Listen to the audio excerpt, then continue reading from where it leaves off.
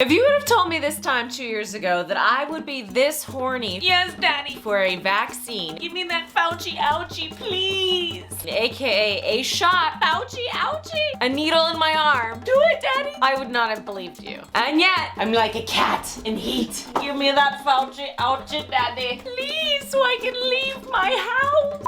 You know, it's pretty wild what a little bit of solitary confinement can do to a person's standards. Hello and welcome back, you beautiful nerds, to another edition of a video on this channel. God, I'm so happy you found me. Today I'm coming at you with a taste of something different. Something with a little bit more backbone. Some good, old-fashioned slut shaming. No, that's not actually but like, I'm here to give you some good, old-fashioned citizen journalism, or as I like to call it, YouTube journalism, around this whole vaccine rollout situation. So for those of you watching who don't know or may not be aware of American public health policy, President Joe Biden announced last week that he's confident that there will be enough vaccines for everyone by May 2021. First off, that's incredible. A vaccine that's widely available 14 months after lockdown, it's pretty cool. Not bad. We have a lot to be grateful for. But what if you could speed up your waiting time? Like, what if you got lucky and you met a kind doctor person who offered you a vaccine, even though you're not eligible? Would you take it? Now, what if you knew that there were vaccines available at a certain location, but all you had to do was ask? Would you ask? What I'm getting at is there is a phenomenon here in Los Angeles, you may have it in your city too, where people are just rolling up to a pharmacy or a vaccine distribution center and asking, huh? You can do that? Well, butter my butt and call me a biscuit. I didn't know you could do that. The power of asking, bitch! So this thought brought me to this sick moral precipice, my guy. I, like so many white Americans, have been spending my time examining mon privilege, my privilege. And you know what? Asking for a vaccine makes me feel a little bit like Billy Zane in that scene from Titanic where he grabs the child and he's like, I have a child! Release me. All she has in the world. You know, I am a curious bitch, and I have to answer the call of my nosiness, or else I become antsy. So I'm gonna do it, y'all. I am gonna drive this critically acclaimed ass around to different pharmacies and vaccine distribution centers around the city of Los Angeles and see if I can get my hands on a little bit of that good. Oh my God. It just occurred to me that we don't have any drug street names for these vaccines. That's unacceptable. I need some street drug names. The Johnson & Johnson vaccine is obviously gonna be a JJ, and the JJs are gonna turn into GGs, and then it's gonna be a Yee, and then you're just gonna walk around in the club asking if anyone has any Yee. Oh yeah, the Pfizer vaccine is just gonna be the Z. Yo, do you have any little Z? I'm looking for some Z. Do you got some? Anyways, I got a lot of good ideas, but you're gonna have to tell me what you think is a good street drug name for these vaccines. Tell me your suggestion in the comments below. The funniest comment will get an infamous wink from me in the next video. And no, my winks aren't infamous in any way. But you know what? From here on out, we're gonna be assigning value to them. And if you're wondering, yes, this is how Bitcoin works. Ooh, a wink. Ah, ooh, that was expensive. I digress.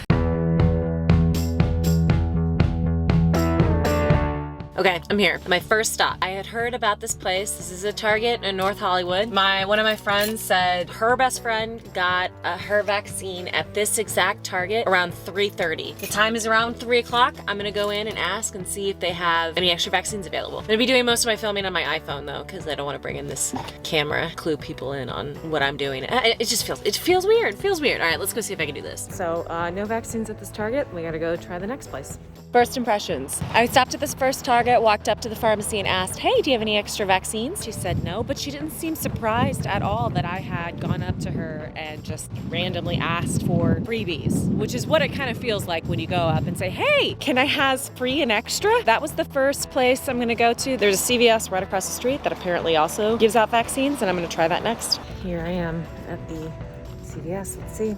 That was another bust. Unfortunately, I had heard incorrectly. The CVS is not offering any vaccines, which is a bummer, but one of the nice gentlemen inside pointed me to another CVS that's just down the street. He recommended I try there. So this is starting to feel more and more like a treasure hunt, but the treasure is just a life-saving vaccine that everyone needs. Okay, so this CVS does not have the vaccine. They're not offering it just yet. And seeing as it is 5 o'clock, I think my journey today is over, but it wasn't all a loss because I picked up some coffee. America runs on Dunkin'. I mean, it runs right now on Moderna, Pfizer, and Johnson & Johnson, but mostly Dunkin'. Let's get that straight. So I'm gonna say goodnight to you now, and we will try this again tomorrow. So I wasn't really having good luck my first go round at this. To be honest with you, my first try was a little bit anticlimactic. It's not that I was expecting to get the vaccine my first time out or like any kind of grand adventure. I guess I just psyched myself up so much that it felt brave of me to waltz in there and ask if they had any extra doses. Judging by everyone's reactions when I was doing this, I'm guessing that this is a very commonplace thing to occur. Like, no one seemed surprised that I arrived at their counter and asked. But just because other folks are doing it doesn't mean it's the right thing to do. See, here's the thing, if you didn't know, 2 out of the 3 vaccines that are being used in the US need to be stored in some kind of cold storage at a very specific temperature. Then when they come out of that freezer, they can't be put back in. They have to be used or else they expire. So there's this idea that it could be just beautiful kismet that you happen to be at the right place at the right time asking the right questions, even if it's before your eligibility, just because they don't want these vaccines to go to waste. But on the other hand, I hear about all of these crazy things people are doing to hop their place in line. And because of that, this whole situation gives me pause because I don't want to be construed with them. Okay,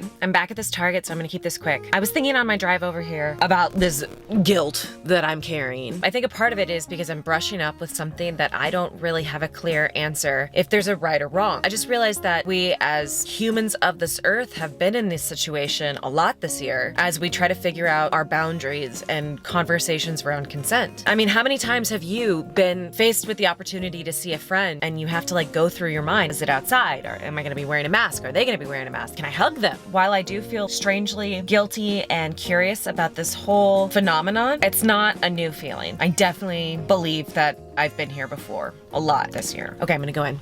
Okay, bitch, this is it. This is that sick moral precipice we talked about. If I have any chance of getting rid of this guilt that's been following me around this entire time, I was just gonna have to ask somebody what they thought of me being all slutty for the shot. So I did.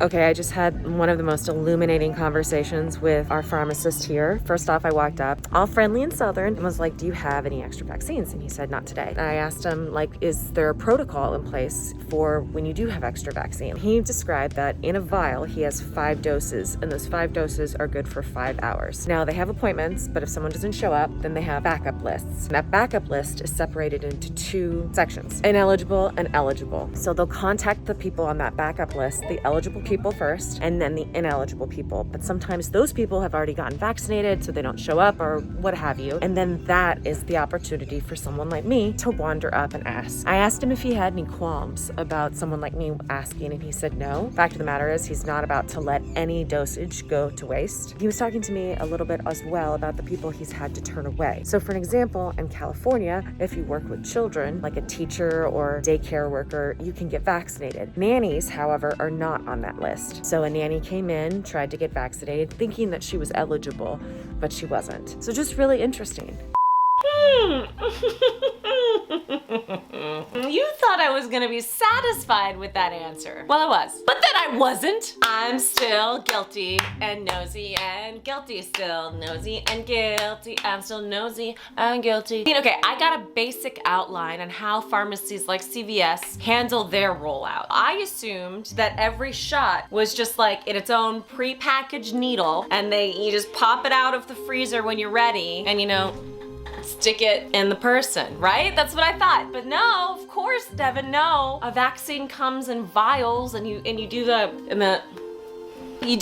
and I forgot about that. Of course they go in vials, and of course there's a process to administer them that I had no idea about. Learning about all of this nuance, though, actually helped me get a better handle in my head of this vaccine rollout situation. And trust me, there's a lot of nuance to this. It's not like people who have access to the vaccines are just giving them out willy-nilly. There are lists and process, and some people have appointments. It's a whole thing. But this whole situation, well, it made me bold, you know? Like, I asked a question, I got an answer. So now I want to ask more questions. I want to know more. What about those huge state-run vaccination distribution centers? How are they organized? So here's what I'm gonna do. I'm gonna call up a very special gal named Taylor, and she's gonna help me get some answers. I'm so excited and thrilled to be talking to you. Taylor, introduce yourself to everyone who might be watching. Hi, my name is Taylor. I work at a vaccine clinic here in kind of the Atlanta area. I also am a YouTuber and a Twitch streamer and a graphic designer on the side. Taylor actually vaccinated my dad. Can we unpack how that actually happened? I see a lot of people. I think we were probably doing about 1,000 to 1,200 appointments a day. That was then. Now it's by next week is going to be about 2,500. But they always have to give me their license and their insurance card. I noticed his last name. Oh my gosh, you have the last name of the YouTuber that I like. And she's like, what's her name? Is her name Devin? And I was like, yeah, actually. He goes, that's my daughter. And then just went off. Are you a nurse? How did you get enrolled in the rollout? So I am not a nurse. So there's 4 areas that you can work at this one facility. So we have intake, which is where I work. And then there's data entry, the nurses, of course. And then there's an observation area. Where is your setup? You mentioned it's in an old store. It's in an old home improvement type store that's my been God. completely not gutted because they were all open anyway. Wow, they really are just vaccinating my father and a defunct Dillard's. It was a Sears. You mean Think the Sears I about got it. my prom dress from?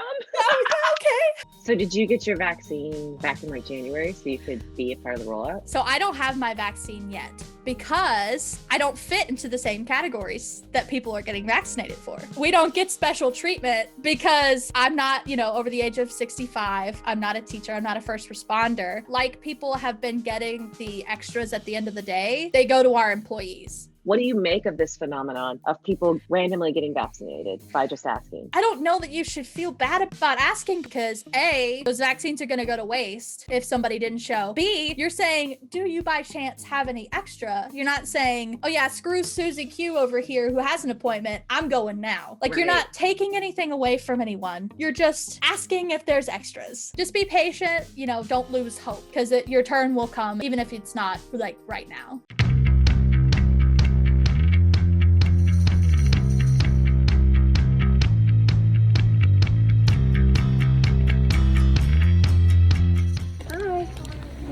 Have any extra dosage of... You did? Okay, awesome. Thank you. Okay, so that obviously didn't work. Now, I may be reading into this, but she did seem a little annoyed. It could have been because it's 6:45 right now. It's kind of the end of the shift. My sense is that maybe she's getting a lot of questions like mine. Starting this video, this kind of felt very radical, but maybe this isn't as radical as I thought. Maybe folks have been doing this for weeks now, and I'm just now tuning in. This was news to me. I was not able to get a vaccine this time around, but I had some really cool conversations with some really cool people who are a part of the system, and everyone is just trying their best. The next time you're at a CVS or Target and you don't see that little sign that says, "We are not vaccinating here," just ask, see what they say. If nothing else, you'll have a nice little social interaction that isn't through a computer screen. All right, my beautiful nerds, that's it for me. I will see you next week.